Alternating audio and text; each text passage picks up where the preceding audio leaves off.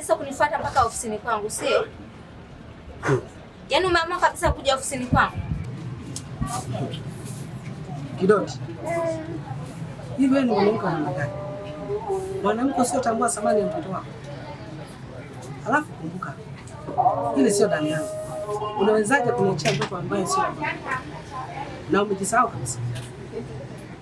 Bana, hebu ondoa bla bla zako hapo. Sikutaki. Wewe utajua mwenyewe huko umeshatoka kwenye maisha yako, sawa?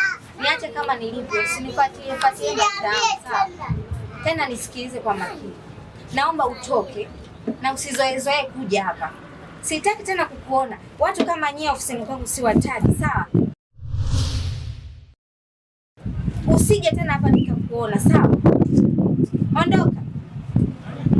Sikutaki kabisa, ondoka. Tena nikapanda dau bila kujua kwamba italeta jau.